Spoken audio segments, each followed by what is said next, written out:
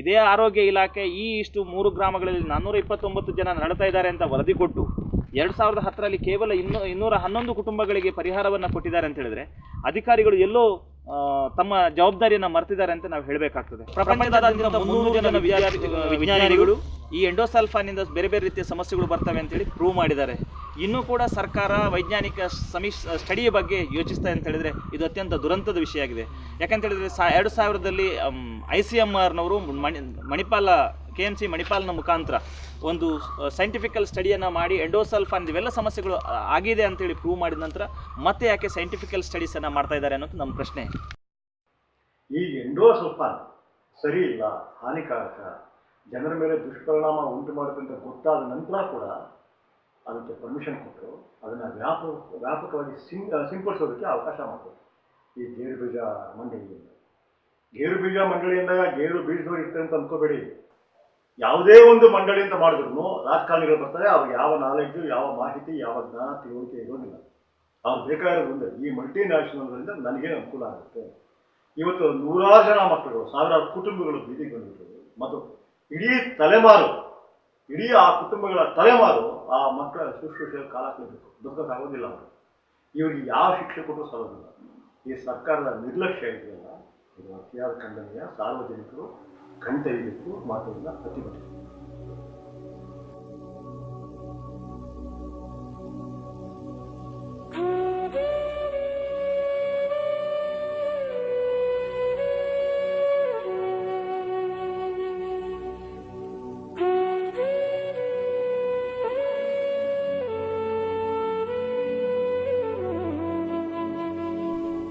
Due to the continuous aerial spray of endosulfan in these areas, unusual diseases were reported such as cancer, growth defects, inborn physical abnormalities, mental retardation, epilepsy, infertility, stillbirths, and skin diseases.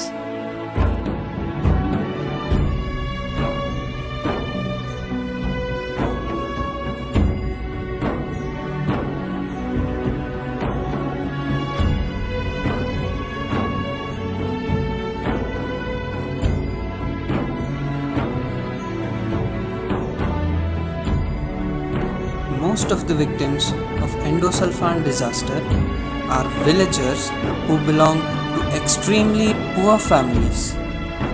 The family members find it very difficult to take care of them. There have also been many instances of all the family members being disabled or affected by endosulfan.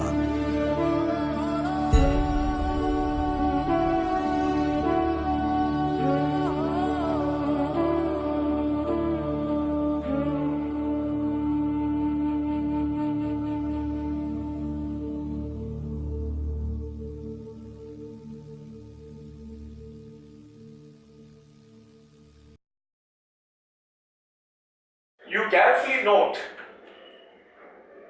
the action taken by the United States of America. See, somewhere in 1981-82, 113 people died. Within 1 year, they found that endosulfan was responsible for that.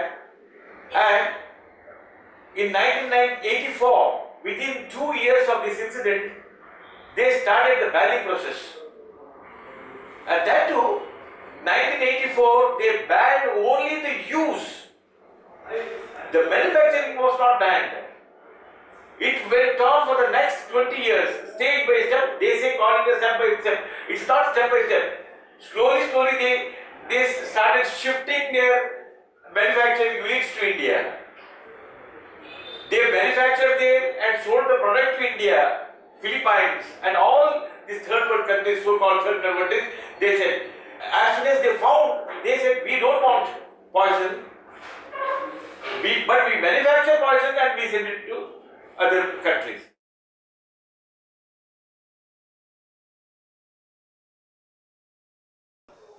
Endosulfan ದುರಂತ ಭಾರತದ ರಾಜಕಾರಣ ಎಷ್ಟೊಂದು ಹೀನಾಯವಾದ ಸ್ಥಿತಿಯನ್ನು ಮುಟ್ಟಿದೆ ಅನ್ನೋದಕ್ಕೆ ದೊಡ್ಡ ಉದಾಹರಣೆ.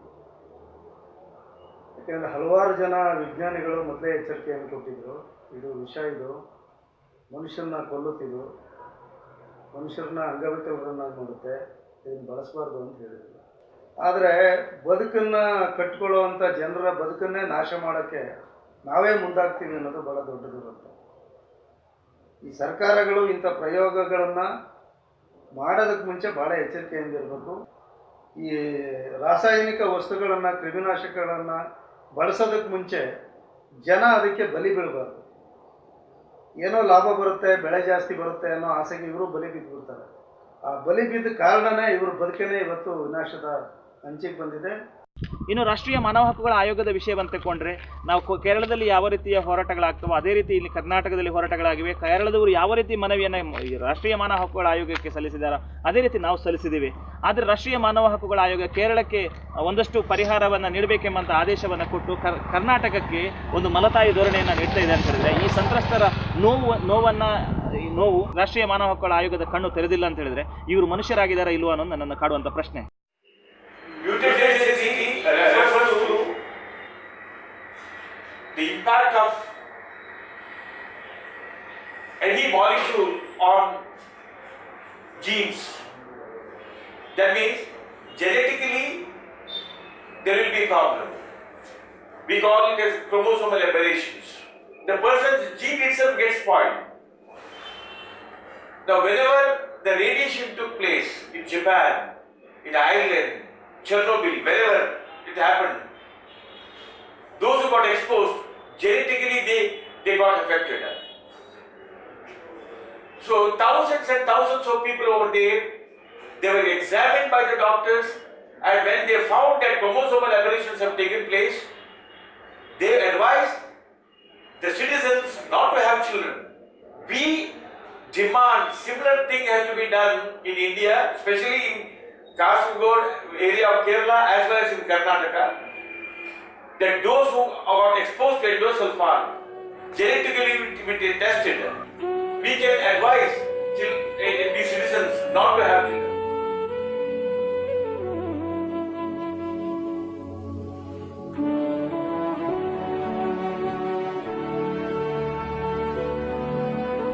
A daycare center for these victims has been started in Kokkada village. It has been operational from June 2011 in a temporary building. Currently, many victims, including about 25 children and women, are being treated and taken care.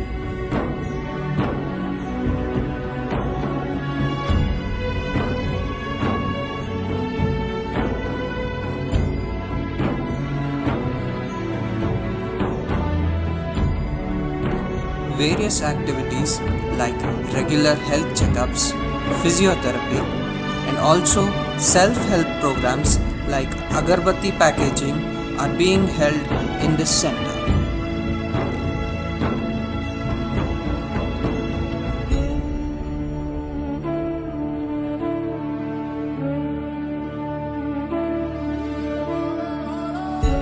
Now the important question is how we can prevent further damage. Yes, thousands of children are born there. We suggest three things could be done. Number one, all the pregnant women from that area have to be scanned. See, there are very poor people.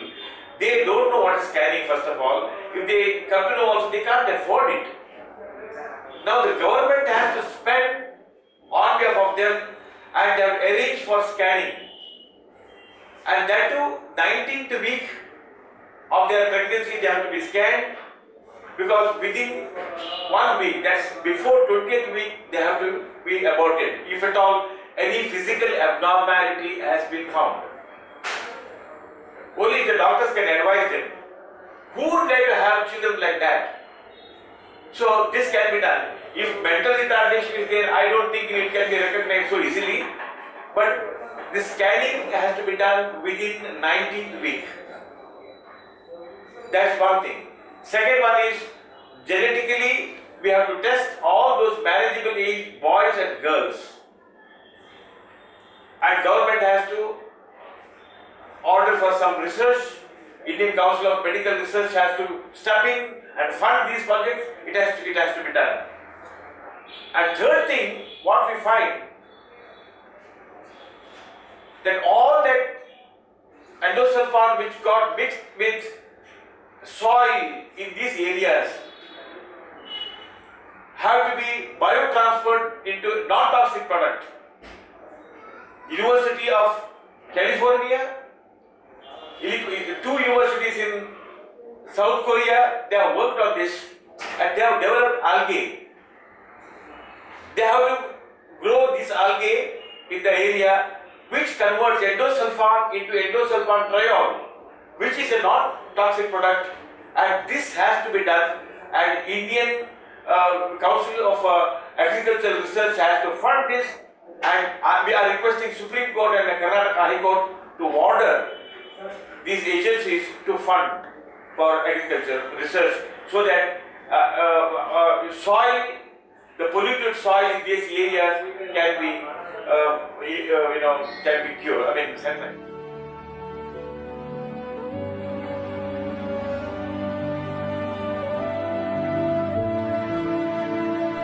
All pesticides are hazardous by design. They are manufactured with the sole aim of killing, repelling, or inhibiting the growth of specific organisms. Thousands of lives are lost due to pesticide poisonings, and even more number of people suffer from chronic health effects. See, don't think farmers do not know about it. Farmers know very well that endosulfan is dangerous. Once in Himachal Pradesh, I visited a farm. I could find huge vegetables, pumpkins and brinjal and all, huge cauliflower, and very nicely you could see that they're healthy. And in a corner of that farm, I could see the small tomatoes, the small bindis. I just asked them, why this problem? What this? And you know what they say?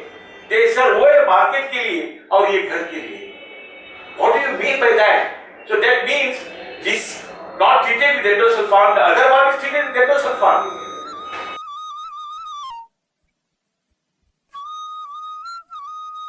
Hence, there is a need to look for alternatives to endosulfan. One of those alternatives is organic farming. Increasing number of farmers are turning to organic production methods that utilize a variety of means to control pests naturally and without resorting to chemical pesticides. Organic production has been proven in many instances to maintain or even increase profit margins for producers.